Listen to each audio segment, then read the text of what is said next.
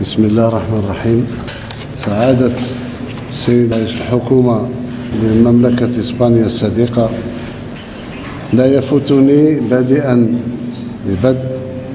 أن أهنئكم وأهنئ الحكومة الإسبانية والشعب الإسباني بمناسبة التتويج المستحق لمنتخب إسباني يوم أمس بكأس العالم والنجمة الثانية.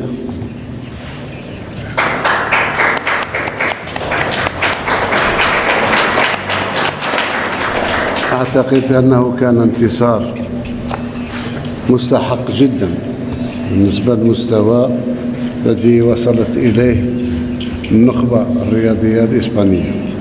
كما تولنا القضية الفلسطينية، وعبرت للسيد رئيس الحكومة عن الترحيب الارتياح لموقف الحكومة الإسبانية المشرف تجاه هذه القضية العادلة، وتطرقنا إلى قضية الصحراء الغربية وإلى الوضع في منطقة الساحل الإفريقي والأزمة الليبية، واتفقنا على مواصلة الحوار والتشاور وعلى ضرورة دعم الجهود الأممية ومتعددة الأطراف لتغليب الحلول السلمية لهذه الأزمات والنزاعات وفق ما يمليه القانون الدولي ووفقا لحقوق التي يضمنها ميثاق الأمم المتحدة. شكرا جزيلا فخامة الرئيس عبد المجيد تبون على كلماتكم الكريمة وعلى حفاوة الاستقبال. سيادة الرئيس، أود أن أتحدث عن هذه الزيارة التي تكتسي أهمية خاصة بالنسبة لحكومة إسبانيا، لأن إسبانيا تنظر إلى الجزائر ليس فقط باعتبارها بلدا جارا، وإنما أيضا شريكا استراتيجيا، وقبل كل هذا بلدا صديقا. إن هذه الصداقة تجسدها معاهدة الصداقة وحسن الجوار والتعاون التي تشكل قاعدة صلبة نواصل على أساسها بناء علاقات ثنائية ممتازة يسعدني اليوم أن أحتفي بها. ومنذ بداية سنة 2026 أصبحت الجزائر أول مزود لإسبانيا بالغاز الطبيعي في ظرف دولي يتسم بقدر كبير من عدم اليقين في أسواق الطاقة. ومن هذا المنطلق فإننا في إسبانيا نثمن عاليا مكانة الجزائر كشريك استراتيجي وموثوق. أود أن أوجه عبر وسائل الإعلام رسالة واضحة إلى الشعب الجزائري بحضوركم سيادة الرئيس تبون، مفادها أن الجزائر يمكنها أن تعتمد على إسبانيا، فالجزائر شريك أساسي بالنسبة لنا بحكم قربها الجغرافي وهويتها العربية والمغاربية والإفريقية وبعدها المتوسطي وثقلها الجيوسياسي وأهمية علاقاتنا الاقتصادية، وكذلك بفضل الحيوية التي يتميز بها شبابها، وهو ما أكدتم عليه مرارا خلال لقاءاتنا هذا الصباح. لكن قبل كل شيء يجمع بين شعبينا رابط الصداقة الذي سيظل دائما أساس علاقاتنا، ولهذا فإننا عازمون على مواصلة العمل المشترك والمضي قدما مع الجزائر نحو شراكة أقوى.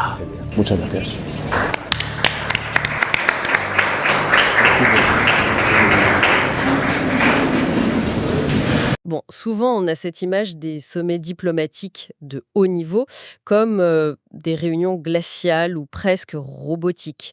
Des poignées de main super rigides, des communiqués hyper calculés. Ouais, c'est clair, c'est souvent très, très protocolaire. Exactement. Mais là, en épluchant les rapports de la récente rencontre à Alger, entre le président algérien Abdelmadjid Tebboune et le chef du gouvernement espagnol Pedro Sánchez, le tout premier sujet abordé est hyper surprenant. Ah oui, le fameux moment sur le football. Voilà, le président Tebboune qui commence par féliciter chaleureusement l'Espagne pour sa victoire à la Coupe du Monde. Je suis toujours ravie de voir ce genre d'anecdote, mais c'est C'est un grand écart assez saisissant. En fait, on passe en une fraction de seconde de la ferveur d'un stade de foot aux dossiers géopolitiques, disons, les plus inflammables de la Méditerranée. si détendu, marque en réalité la fin d'une crise diplomatique profonde. Une crise qui était vraiment sévère, oui. C'est ça.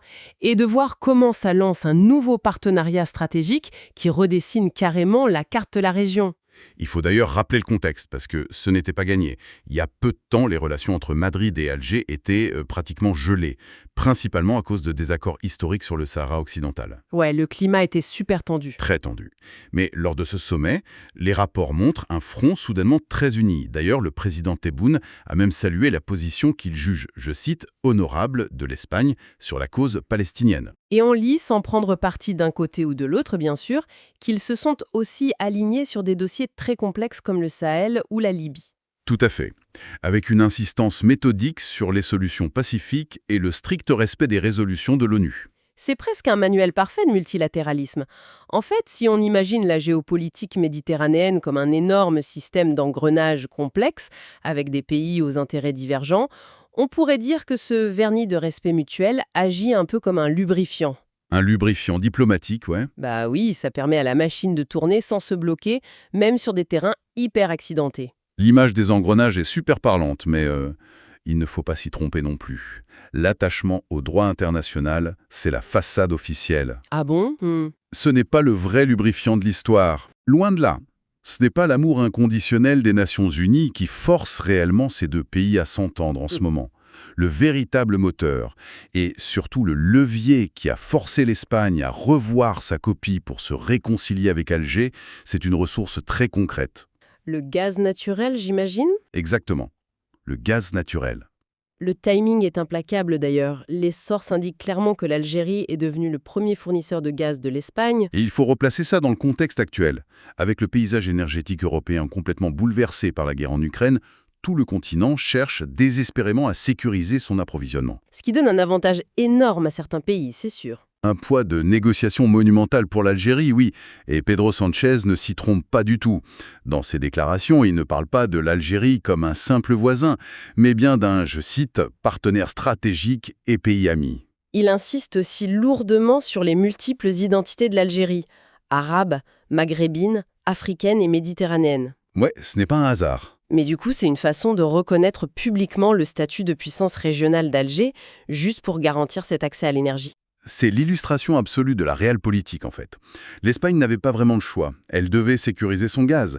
De l'autre côté, Alger voulait des concessions politiques majeures. Donc un échange de bons procédés. Voilà. Alger utilise intelligemment l'urgence énergétique européenne pour asseoir son rôle de stabilisateur et obtenir au passage des victoires diplomatiques qui semblaient hors de portée il y a encore 5 ans.